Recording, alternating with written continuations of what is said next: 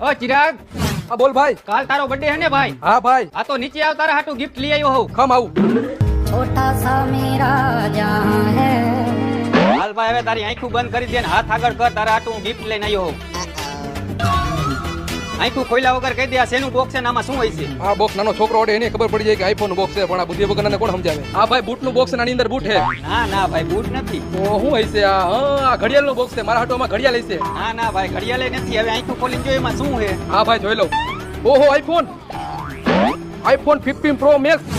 પણ ભાઈ, તારે આટલો બધો મારા હાટો મોંઘો ફોન લેવાની શું જરૂર હતી? અરે ભાઈ, મને કઈ મોંઘો નથી પડ્યો. આ તારું આધાર કાર્ડ મારી પાસે પડ્યું હતું. મેં કાલ તારી પાસે ઓટીપી મંગાવ્યો, તે મને આપ્યો અને તારા નામ ઉપર આ ફોન હું લઈ આવ્યો. મેં ખાલી 2000 રૂપિયા ડાઉન પેમેન્ટ કર્યું છે. બાકીના હપ્તા તારે ભરવાના. પણ બુદ્ધિ વગરના 1,80,000 રૂપિયાનો ફોન આવે તે મારો બર્થડે ખરાબ નહીં, પણ તે મારી જિંદગી ખરાબ કરી નાખી. ઈ હવે તું જાણ ને હપ્તા વાળા જાણે. હાલે તારું આધાર કાર્ડ. Happy birthday.